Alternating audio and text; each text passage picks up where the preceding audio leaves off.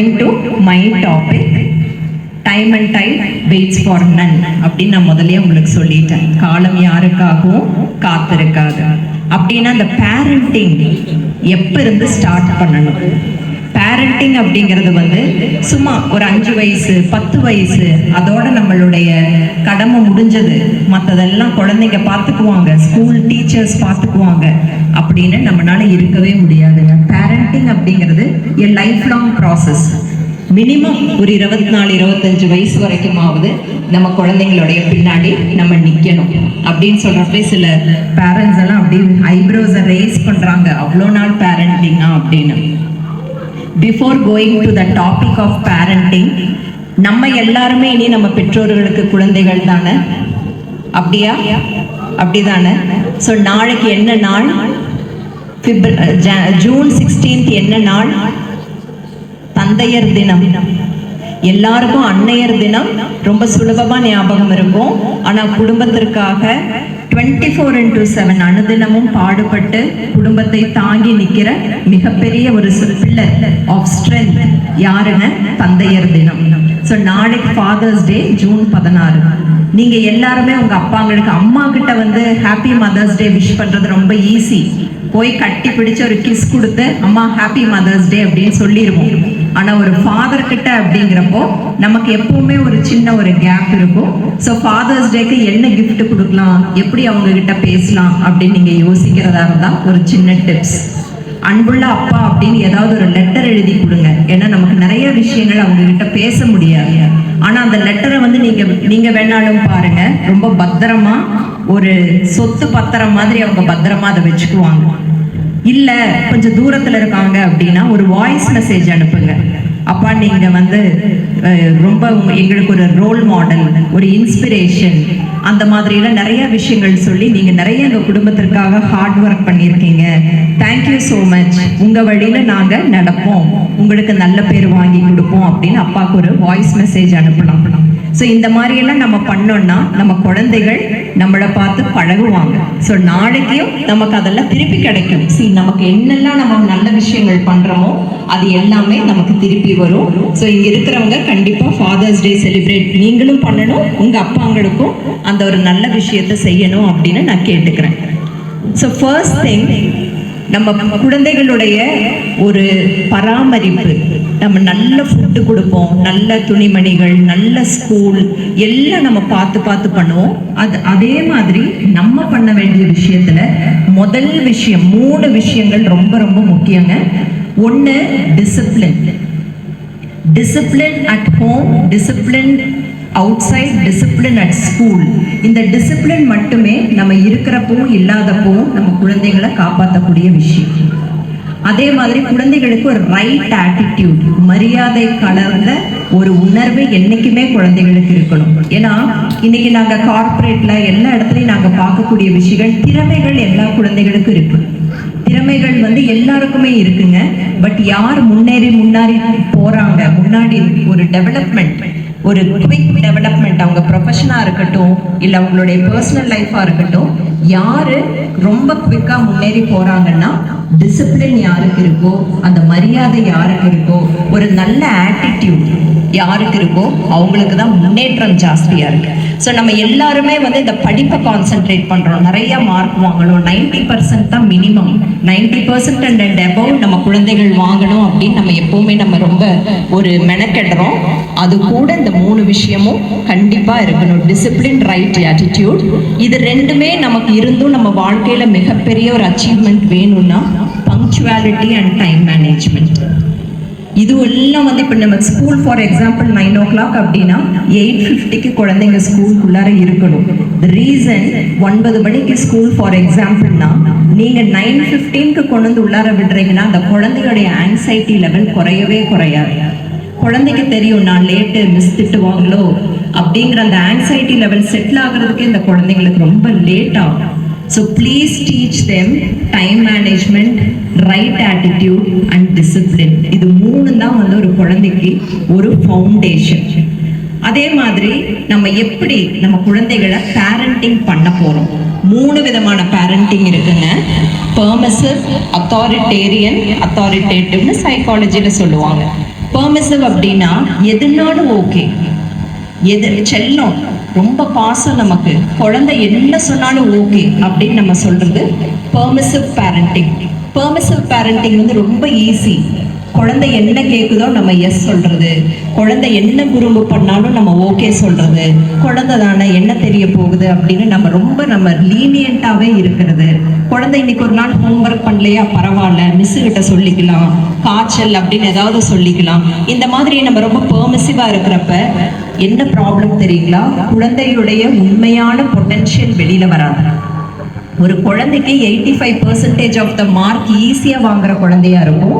ஆனா நம்ம வந்து பெர்மிசிவ் பேரண்டிங் நம்ம பண்றப்போ அந்த குழந்தை வந்து, ஏன்னா எனக்கு கிளைண்ட்ஸ் இருக்காங்க, காலேஜ்ல போய் பையன் 20 பேப்பர் அரியர் வச்சுட்டான் அப்படின்னு அப்பா அம்மா பையனை கூட்டிட்டு கவுன்சிலிங் வர்றப்ப அந்த பையன் வந்து சொல்றான், மேம் எனக்கு ஸ்கூல்ல இருக்கிறப்ப எனக்கு இந்த மாதிரி ப்ரெஷரே இல்லையே, யாருமே என்ன படினே சொல்லையே, நல்ல வசதி, ஒரே பையன், எப்படி வேணாலும் இருந்துக்கோ, பாஸ் பண்ணா போதுன்னு தானே சொன்னாங்க. பட் காலேஜ்ல வந்து அதே மாதிரி எஃபர்ட் போடுறப்ப என்னால பாஸ் பண்ண முடியல, இப்ப கவுன்சிலிங் கூட்டிட்டு வந்திருக்காங்க அப்படின்னு பசங்க வந்து ஒரு 19 வயசு 20 வயசு ஆகிறப்ப ரொம்ப வருத்தப்படக்கூடியதெல்லாம் நம்ம பார்க்குறோம். அதனால இந்த பெர்மிசிவ் பேரண்டிங் வந்து நம்ம குழந்தைகளுடைய திறமையை என்னைக்குமே வளர்க்க உதவாது. அத்தாரிட்டேரியன் பேரண்டிங்னு நான் சொன்னேன், என்ன தெரியுங்களா? தொட்டதுக்கெல்லாம் குழந்தைய திட்டுறது, அடிக்கிறது. ஸோ இந்த அடி அப்படிங்கிறது வந்து ப்ளீஸ் அண்டர்ஸ்டாண்ட், நம்ம வீட்டில் வந்து தொட்டதுக்கெல்லாம் ஒரு குழந்தைய அடிச்சோ திட்டியோ நம்ம பண்ணுறோம் அப்படின்னா குழந்தையுடைய செல்ஃப் கான்ஃபிடென்ஸ் கம்ப்ளீட்டாக போயிடும். அந்த சென்ஸ் ஆஃப் பிலாங்கிங்னஸ், இந்த வீட்டில் நான் வந்து ஒரு குழந்தை, என்ன பேரண்ட்ஸ் வந்து ஸ்நேகிக்கிறாங்க அப்படிங்கிற கான்செப்டே அந்த குழந்தையுடைய மனசுல இருந்து போயிடும். அப்ப என்ன ஆகும் அப்படின்னா ஒரு விதமான பதட்டத்திலேயே அந்த குழந்தை இருக்கும். எங்க அப்பா எப்ப அடிப்பாரோ, எப்ப திட்டுவாரோ, எங்க அம்மா எப்ப அடிப்பாங்களோ அப்படிங்கிற மாதிரி அந்த பதட்டத்திலேயே இருக்கிறப்ப அந்த விஷயமும் நமக்கு உதவாது. எந்த விஷயம் உதவும்? Authoritative parenting.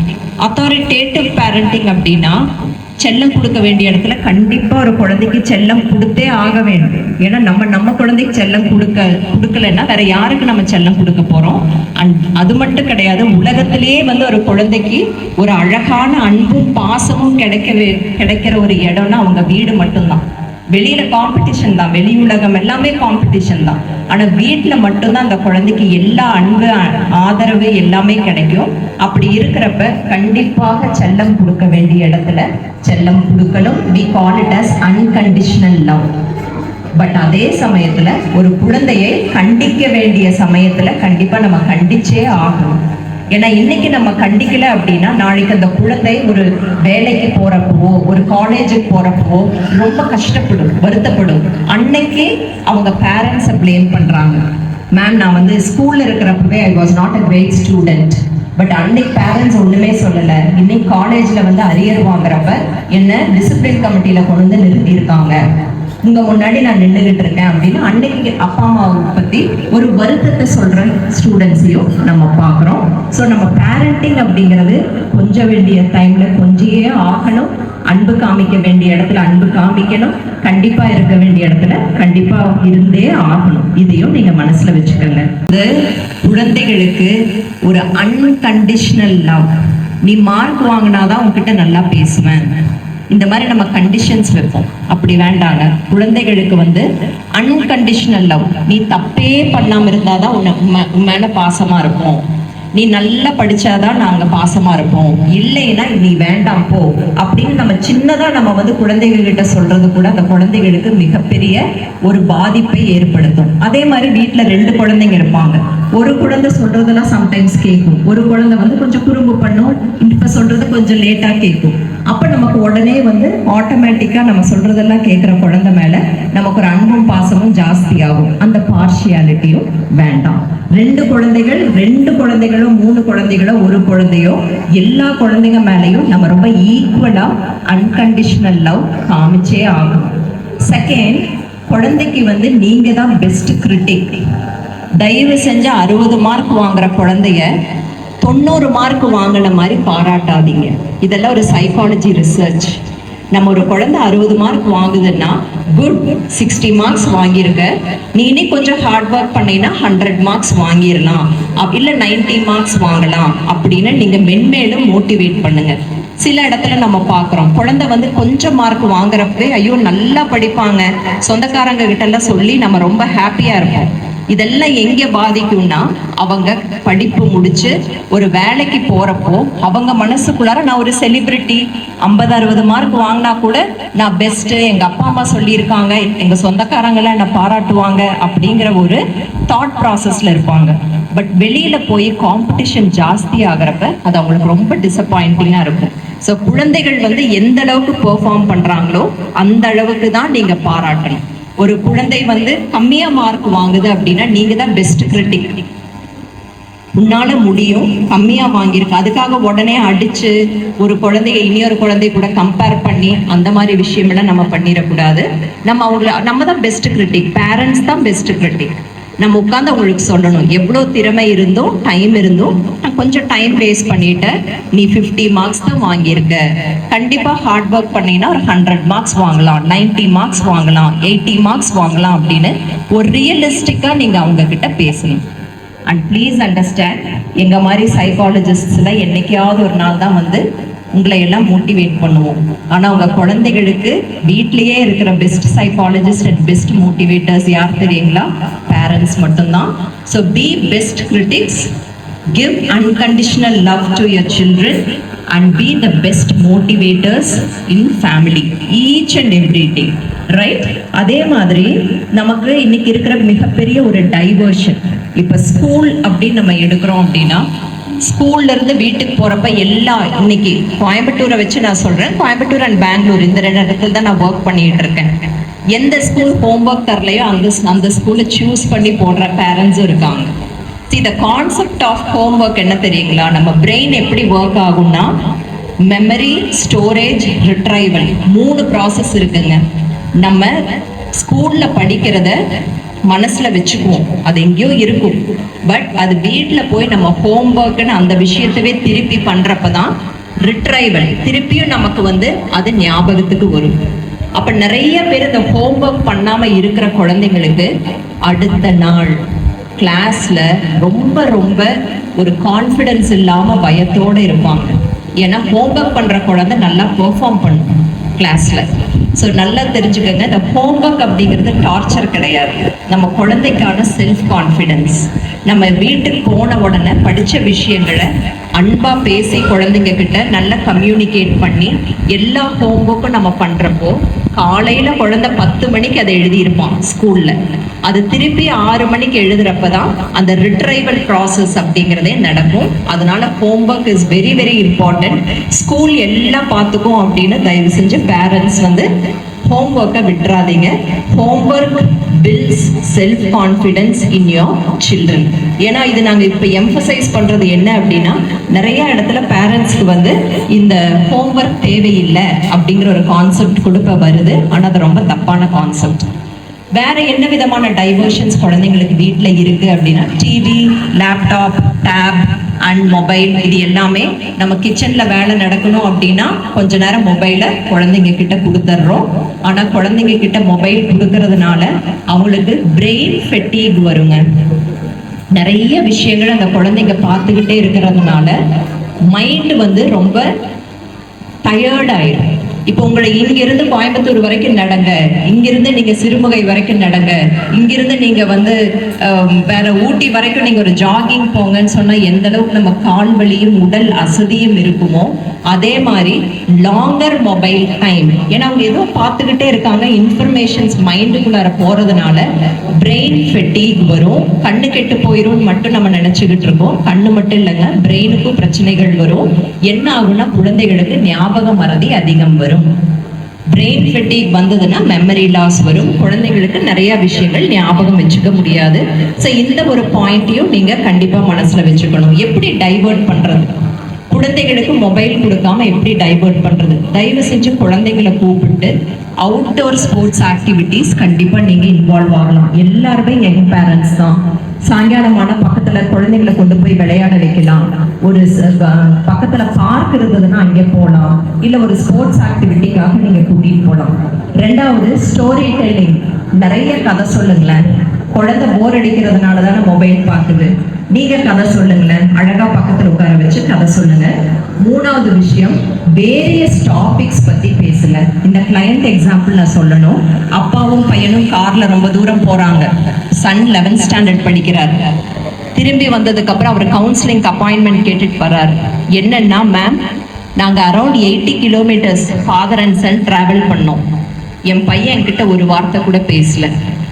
கோவமா தம்பின்னு நான் கேட்குறேன். ஒன்றும் இல்லைங்கப்பா அப்படிங்கிறாரு. உடனே ஒரு அப்பாயின்மெண்ட் போட்டுட்டு உங்ககிட்ட கூட்டிட்டு வந்துட்டேன், அவனுக்கு என்ன பிரச்சனைன்னு கேளுங்க. ரொம்ப நேரத்துக்கு அப்புறம் நாங்கள் கேட்குறப்ப சொன்னோம், மேம் எனக்கு பிரச்சனையெல்லாம் ஒன்றும் இல்லை மேம், எனக்கு எங்கள் அப்பா கிட்ட பேசி பழக்கமே இல்லை அப்படின்னு சொல்கிறோம். ஏதாவது கேட்பாரு, படிப்பை பற்றி கேட்பாரு, சாப்பிட்டியான்னு கேட்பாரு, டைமுக்கு தூங்குன்னு சொல்லுவாரு. அதுக்கப்புறம் அவர்கிட்ட நான் எனக்கு பேசி பழக்கமே இல்லை. என்னைக்குமே கார்ல அம்மாவும் இருப்பாங்க.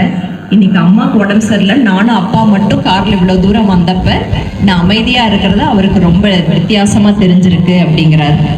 யோசிச்சு பாருங்களேன், ஒரு அப்பா வந்து இப்பதான் நம்ம ஃபாதர்ஸ் டேயை பத்தி பேசணும். ஒரு குடும்பத்துக்காக அவ்வளவு உழைக்கிற மனுஷன். இதெல்லாம் நம்மளுடைய அறியாமை. குழந்தைங்க கிட்ட நம்ம நிறைய டாபிக்ஸ் பேசணும். என்ன டாபிக் பேசணும்? சின்ன ஹிண்ட் கொடுக்குறேன். காலையில நியூஸ் பேப்பரை விரிச்சு வச்சுட்டு நல்லதா 4 விஷயங்களை பத்தி குழந்தைங்களுக்கு சொல்லி கொடுங்களேன். ஸோ அந்த மாதிரி வேரியஸ் டாபிக்ஸ் சின்ன வயசுல இருந்தே நம்ம பேசணும்னா தான் குழந்தை வளர்ந்ததுக்கு அப்புறம் நம்ம கிட்ட வந்து குழந்தை வேரியஸ் டாபிக்ஸ் பேசும். சாப்பிட்டியா, படிச்சியா, தூங்குனியா, மார்க் கம்மி, மொபைலை பார்க்காத, டிவி பார்க்காத, இந்த மாதிரி ஒரு அதட்டல் மட்டுமே வீட்டில் இருக்கு அப்படின்னா காலப்போக்கில் குழந்தைகள் என்ன பண்ணுவாங்கன்னா நம்ம கிட்ட பேசுறதவே நிறுத்திடுவாங்க. ஸோ மொபைல் அடிக்ஷனை கண்ட்ரோல் பண்றதுக்கு நம்ம குழந்தைகளை வெளியில பார்க்கு கூட்டிட்டு போகலாம், அவுட்டோர் ஸ்போர்ட்ஸ் ஆக்டிவிட்டிஸ் கொடுக்கலாம், ஸ்டோரி டெல்லிங் கொடுக்கலாம், இல்லை ஒரு லைட்டரா ஒரு கார்ட்டூன் ஏதாவது நீங்க டிவியில பாக்குறீங்கன்னா கூட இருந்து நீங்களும் என்ஜாய் பண்ணலாம். Last but not the least, ஒரு நியூஸ் பேப்பர் ஓபன் பண்ணி அனுதினமும் குழந்தைகளுக்கு ஒரு ஜெனரல் நாலேஜ் சொல்லி கொடுங்க.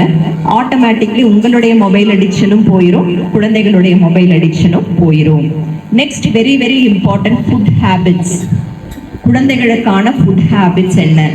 நம்ம இப்போ காலப்போக்கில் ஆரோக்கியமான உணவு சாப்பிட்டாதான் ஆரோக்கியமா படிக்க முடியும் அப்படிங்கிற கான்செப்டையும் நம்ம எம்பசைஸ் பண்ணணும். குழந்தை ஒரு கிளாஸ் பால் குடிச்சா போதும்னு சொல்லிட்டான், ஸ்கூல்ல கொண்டு போய் விட்டுட்டேன் அப்படின்னு நீங்க சொன்னீங்கன்னா கொஞ்ச நேரத்துக்கு அப்புறம் அந்த குழந்தைக்கு பசிக்கும், கான்சென்ட்ரேட் பண்ண முடியாது. அதனால நம்ம கொஞ்சம் குழந்தைய நேரத்துல எழுப்பி நல்ல ஃபுட் ஹேபிட்ஸை பழக்கி, ஸ்நாக்ஸ், அவுட் சைட் ஃபுட்டை கம்ப்ளீட்டா கட் பண்ணி நீங்க குழந்தைகளை கொண்டு வந்து ஸ்கூலுக்கு விடுறீங்கன்னா டீச்சர் சொல்லி கொடுக்குற எல்லா பாடங்களும் குழந்தைகளுடைய மனசுல பதியும். இதுல இது என்ன ப்ராப்ளம்னா, பிரேக்ஃபாஸ்ட் சாப்பிடாத குழந்தைகளுடைய இன்டெலிஜென்ஸ் லெவல் குறையும். தயவு செஞ்சு புரிஞ்சுக்கங்க. அதே மாதிரி ஏதோ நான் ஒரு பிரெட் கொடுக்குறேன் அப்படின்லாம் வேண்டாம். நம்மளுடைய ட்ரெடிஷ்னல் இந்தியன் ஃபுட் தயவு செஞ்சு குழந்தைங்களுக்கு காலையில நேரத்துல எழுப்பி பாட்டி போக வச்சு குழந்தைகளுக்கு நல்ல ஃபுட்டு கொடுத்து நீங்க ஸ்கூலுக்கு அனுப்புனீங்கன்னா குழந்தைகள் கண்டிப்பா பிரில்லியண்டா வந்துருவாங்க. And also quality sleep. Friday 11 மணிக்கு தூங்கினாலும் பரவாயில்ல, சாட்டர்டே 12 மணிக்கு தூங்கினா பரவாயில்ல, சண்டே 8 மணிக்கு தூங்குன்னு சொன்னீங்கன்னா குழந்தைக்கு தூங்க முடியாது. ஒரே டைம் மெயின்டைன் பண்ணணும். Go to bed at 9. That is very important. Sleep discipline and food discipline இருந்தா எல்லாருமே வந்து including us we can be very healthy. ஹெல்த்தியா இருந்தா மட்டுமே நம்மளால அச்சீவ் பண்ண முடியும். நமக்கு ஆசை இருக்கும், டேலண்ட் இருக்கும், ஹெல்த் இல்லைன்னா வாழ்க்கையில் எதுவுமே அச்சீவ் பண்ண முடியாது. இது உங்களுக்கும் எனக்கும் தெரிஞ்ச விஷயம்தான். அதே மாதிரி இன்னைக்கு இருக்கிற காலகட்டத்துல both the parents are working, so stress is there இல்லைங்களா? அம்மாவும் வேலைக்கு போறாங்க, அப்பாவும் வேலைக்கு போறாங்க.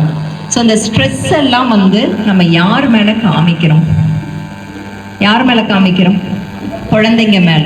டிஸ்பிளேஸ்மெண்ட் ஆஃப் ஆங்கர், இது ரொம்ப தப்புங்க. ஆங்கிரி டாக், நமக்கு வந்து ஏதோ ஒரு ஸ்ட்ரெஸ் இருக்கும், ஆஃபீஸ் ஸ்ட்ரெஸ்ஸாக இருக்கும், இல்லை இன்லாஸ் மேலே ஒரு ஸ்ட்ரெஸ்ஸாக இருக்கும், இல்லை ஹஸ்பண்ட் அண்ட் ஒய்ஃப் மேலே ஒரு ஸ்ட்ரெஸ்ஸாக இருக்கும். ஆட்டோமேட்டிக்காக நமக்கு வீட்டில் இருக்கிற ஒரே ஒரு ஆள் கோபத்தை யார் மேலே காமிக்க முடியும்னா அந்த குழந்தைங்க மேலே தான் காமிக்க முடியும். மேபி ஒரு 6-7 வயசு வரைக்கும் அந்த குழந்தைக்கு புரியாது. நீங்கள் என்ன திட்டினாலும் அது ஸ்டன் ஆகும். நான் தப்பே பண்ணலையே, அம்மா என்ன திட்டுறாங்களே அப்படின்னு ஸ்டன் ஆகும். ஒரு 8 வயசு ஆகிறப்போ குழந்தை ஐசோலேஷன் ஆயிடும். உங்ககிட்ட இருந்து தனிமைப்படுத்துறது. இப்ப எல்லா பேரண்ட்ஸ்க்கு இருக்கிற கம்ப்ளைண்ட், குழந்தைங்க தனியா இருக்காங்க, மிங்கிள் ஆக மாட்டேங்கிறாங்க. என்ன விதமான கான்வர்சேஷன் நம்ம வீட்ல நடக்குது அப்படிங்கறத நம்ம புரிஞ்சுக்கணும். ஸோ ஆங்கிரி டாக் வேண்டாம். என்னைக்குமே குழந்தைங்க கிட்ட வந்து love talk and discipline talk இது தாராளமா இருக்கலாம். உங்களுக்கு ஒண்ணு தெரியுமா, எல்லா அச்சீவர்ஸும் அவங்களுடைய வாழ்க்கையை பின்னாடி போய் பார்க்குறப்ப அவங்க சொல்றது, எங்க பேரண்ட்ஸ் வந்து ரொம்ப லவ்வபிள் ஆனா ரொம்ப டிசிப்ளின் அப்படின்னு எல்லா இன்டர்வியூஸ்லயும் நம்ம கேட்கிற ஒண்ணுதான். அதனால நம்ம கோபம் வரப்போ அந்த கோபத்தை குழந்தைகள் மேல, இன்னசென்ட்டா இருக்கிற குழந்தைகள் மேல கண்டிப்பா நம்ம காமிக்கவே கூடாது. அது குழந்தைகள் வந்து காலப்போக்கில் உங்களை விட்டு ரொம்ப மனசளவுல விலகி போயிடும்.